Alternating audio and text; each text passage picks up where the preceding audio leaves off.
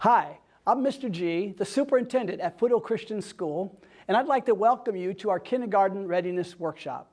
The purpose of this workshop is to discuss child development and also kindergarten readiness. And when it comes to that topic, there's no one who knows more about that subject than Dr. Bonnie Bruce. Dr. Bruce is a leading educational resource specialist. Her offices are located in Huntington Beach. She's been in practice for nearly 40 years, and she travels to schools and helps schools. She lectures at the university level, and we are very pleased to have her in this interview format to talk to us about child development and kindergarten readiness. Welcome, Dr. Bruce. Thank you. It's really a pleasure to be here and have the opportunity to talk to your parents and families about how important school readiness is and what it really truly means when we say, is your child ready for school?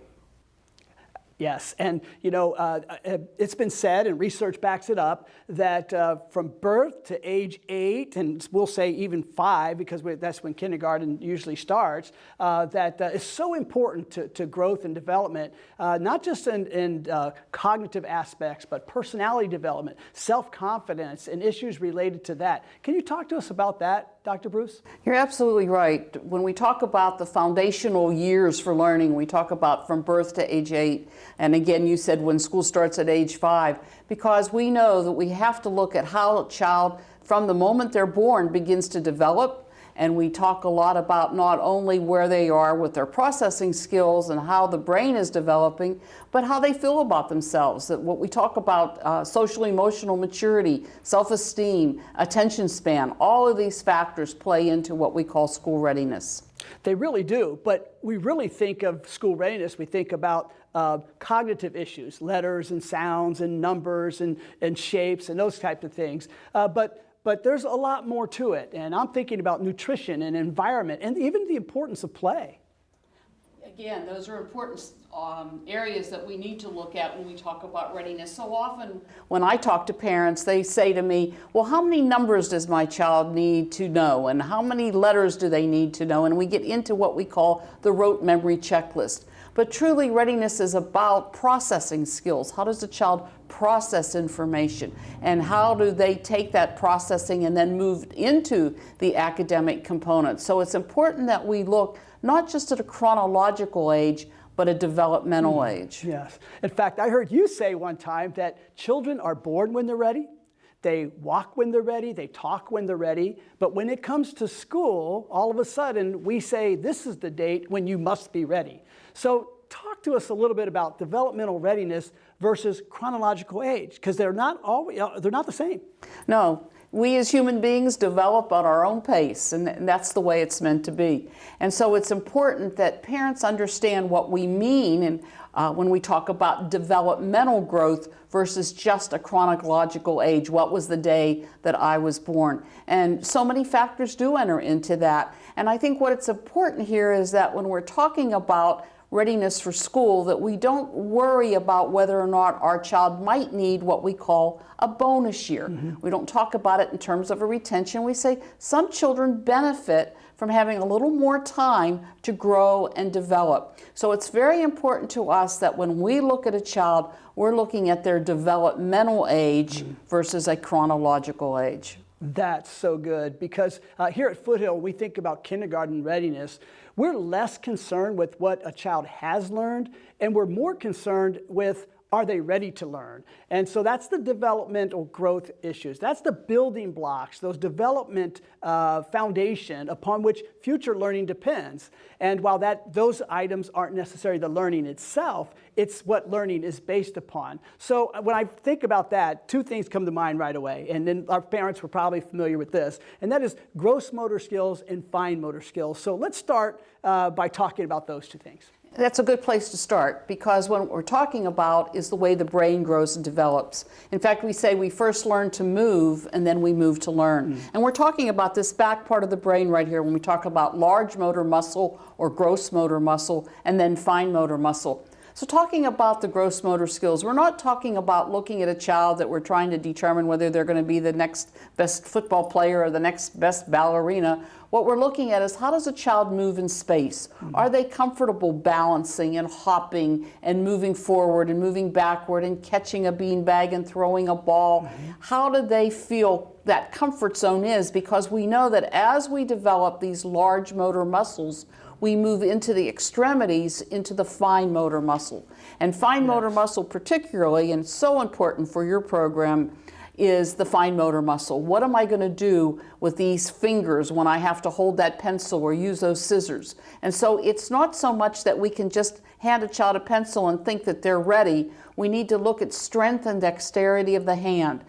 Have they determined a dominant hand yet? Do they have a proper pencil grasp? And then what do they do with that important skill of eye and hand working together when they have to trace a vertical line or a horizontal line or copy a shape like a plus or a V or a square? How important that is as it leads us into alphabet and leads us into the numbers. So often parents say, well, my child can write their name.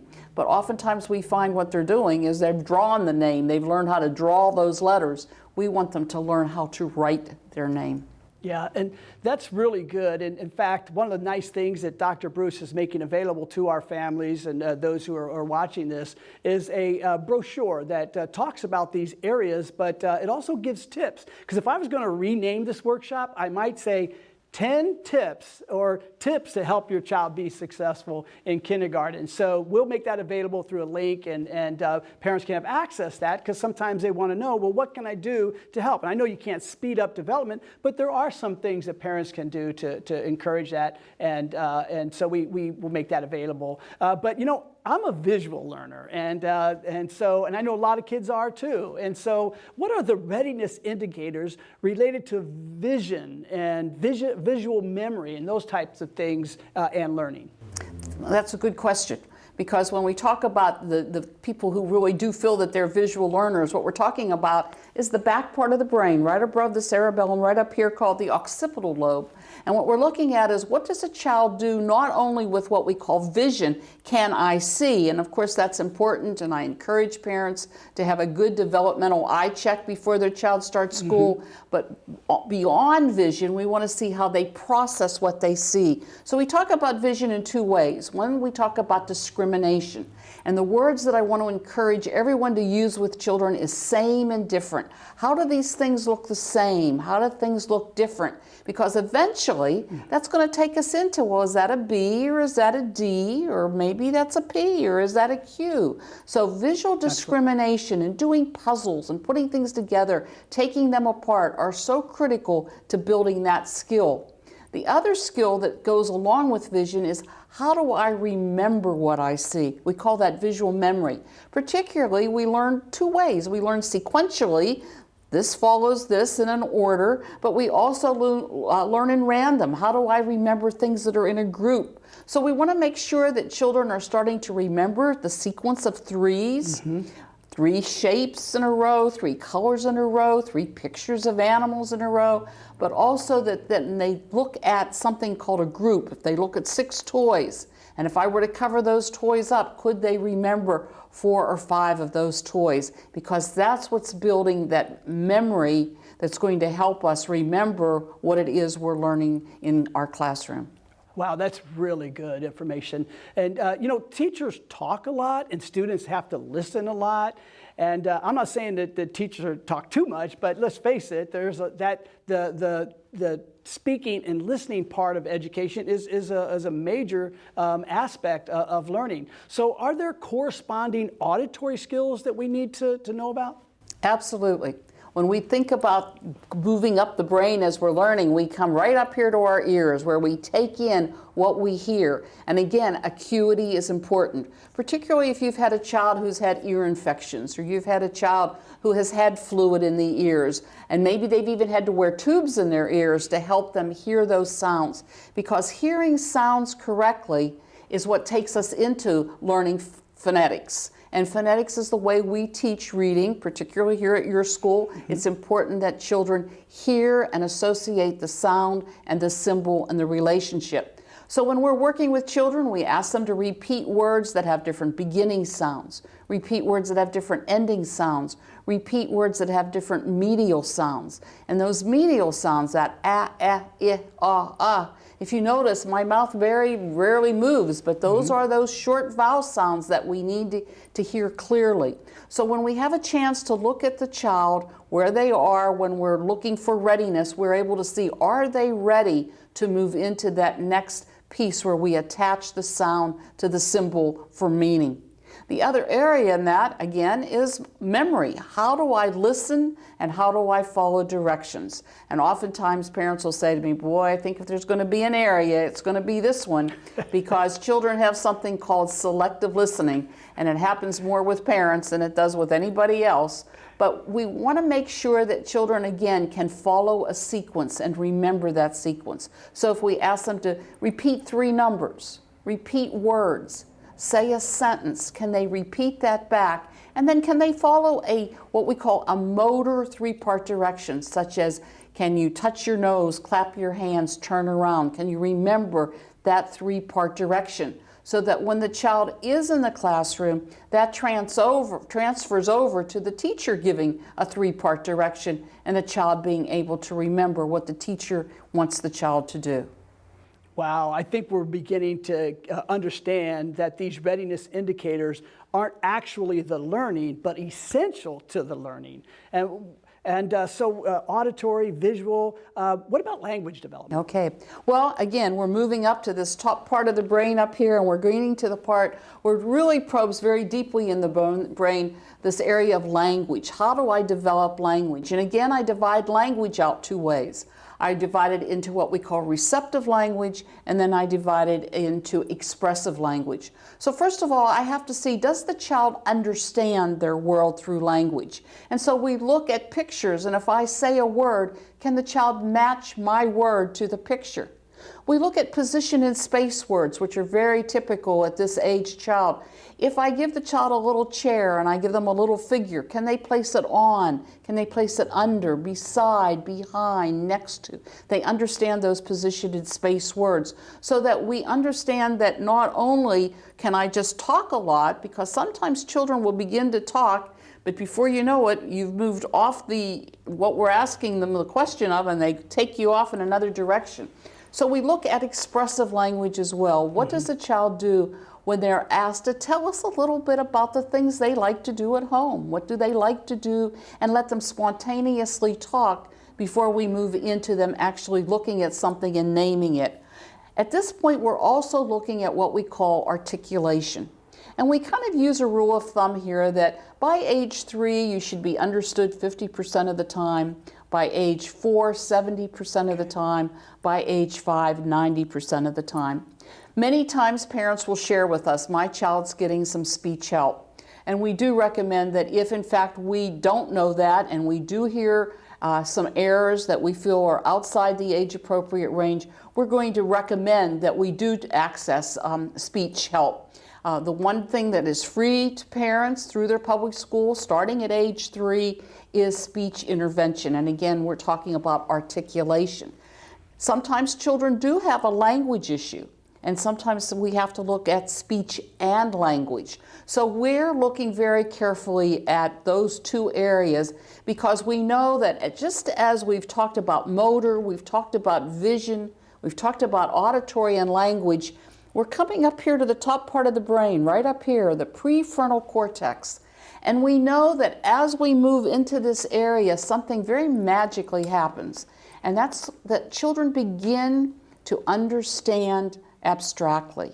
So that no longer do they have to have everything in front of them to touch it, to feel it, to see it, but they can think about things. So that if I said to a child, which is the bigger number? Is it 3 or 7? The child no longer has to count out the blocks. They can visualize, they can hear it, and they can conceptualize through this area that we are looking at in the prefrontal cortex, which becomes very important as we then move into comprehension. How do I comprehend what I'm reading so that it's not just words? Oftentimes I've had, and I've used this example before, I had a parent that came into the office with a child, and she said, I want that sheet of paper that says my child's ready to go to school. And I tended to look down and I said, oh, your child misses the cutoff date. How lucky for your child. And she said, oh no, he's got to go to school. And I said, well, why do you feel that way? She said, because he's reading. And if he doesn't go to school, he's going to get bored. And she whipped out this little book and she said, I want him to read it to you right now. And I said, that's fine. And sure enough, he had memorized the book. He read every word, or he thought he was reading every word. And it was something like, you know, I see a dog, the dog is brown and white, and moves on. And I said to him after he finished his couple sentences, well, what color was the dog? And this was his response, what dog? You see, he'd read the words, but they really hadn't connected in. They had no meaning. So what we want is we want that fullness of the entire child. How do we look at the child not only through just motor, not just through vision or auditory language, but now what is the child doing as they're reasoning their world? And again, this is all age appropriate. We look at the child for where they are when we do the screening. It's not necessarily, we know there's going to be growth that's going to happen, so that if we look at a child in January or February, sure, they're going to grow to where we would like to see them when they start school in late August or early September. But we know that we have to see a certain amount of development to be able to look forward and make sure that that foundation is there. Again, we talked a little bit earlier, you mentioned it when you were talking about those social emotional needs, that attention span, how important it is that we take a look at that. And this is where we ask parents for input. You know, how did they fill out that permission note? How does the teacher see them, their preschool teacher? How do we look at the child as a whole child, not just in a short 30-minute screening, but how do we look at a child over time? So that when we give a recommendation, we want parents to feel very comfortable that we've taken their input, we're taking the child's input, the person who is trained to do the assessment, that input, and then, as you know, we do make a recommendation to you. Yes, and I'm glad you mentioned that, because when the students come to us for that kindergarten assessment, there will be a cognitive portion of the test. We want to give them credit for knowing some of their letters and numbers and shapes and those kind of things, but the real emphasis are on these developmental readiness areas. And one of the other things I would say to prospective kindergarten families is that if your child's in preschool, have some honest conversations with your preschool teacher. They've been teaching for a while. They see kids. They know the acceptable range, and they can begin to talk to you about your child's readiness. And I really would encourage you to listen to them and take to heart. If they're beginning to talk to you about maybe the idea of a bonus year, that's something you really need to consider. And I know sometimes that's hard to hear, because we want our children, because they're at a chronological age, we think, oh, all of a sudden they have to be ready, but not necessarily so. Sometimes the gift of a bonus year, the gift of time, is the most important thing you can do for your child. I did it for my child, and I will say this. I've never had a family who gave their child a bonus year come back later and say, you know, Mr. G, I think we made a bad decision there. But I have had people come back after they've pushed ahead, even though the warning signs, the encouragement for that bonus year were there, they pushed ahead anyway because they were eager to get their formal education started, and they come back later and say, you know what? We should have listened to you at the very beginning. And so this information is very helpful. And again, we're making available the brochure that has the context and background information on these concepts, so you can read up on that. And there's a whole page of tips and things you can do to work with your child, from fine motor skills and developing those little intricate muscles to visual, auditory memory, all those kinds of suggestions there. And I think it will begin also to give you a clue, a little more insights to your child's readiness. So you're not just depending on the preschool teacher or some assessment test, but you're beginning to draw some intuitive observations and conclusions about your child readiness. And so at Foothill, if you choose to pursue kindergarten at Foothill, we'll be having that conversation, and we'll be helping you sort through what is the most important placement for your child. Because, you know, Kindergarten's a lot different than when I was in school. The things we're asking them to do nowadays is way far advanced. And the school entrance age in September, being 5, on or before September, is a good thing. And in some families with late birthdays in the late summer, and into late summer and into the fall, sometimes they really are eager to move ahead. And so we'll journey together on that. We'll process through that together. So thank you for being part of this presentation. And Dr. Bruce, thank you for sharing your expertise. We are so grateful that you could be here and that you made these materials available for us. So I just want to say thank you again. You're welcome. It's my pleasure also. And when you get the materials, if you do have questions, our contact information is on all of our material, and we encourage you to call. There's no question that we consider to be too trivial. We're there to answer your question, to make you feel comfortable in any way that we can do that. We'd like to do that. And the only other tip that I would offer is that when your child is going to come and be assessed, make sure they understand that this is something that's fun. We're not going to be spending the night before trying to get them ready. This is taking a look at where their development is right now. So make sure that they have that comfort zone as we begin this entire process. And again, thank you for inviting me here today. Yeah, that's fantastic. For those of you who are interested in learning more about Foothill Christian School and all we have to offer your child, I encourage you to stay tuned and watch the brief virtual tour that we put together at the conclusion of this presentation. And let me say this to you parents, we get it. There's no bigger decision that you're faced with for your children than what school they will attend. Who will be their teachers? What will they learn? What will the curriculum be? Who will be their friends?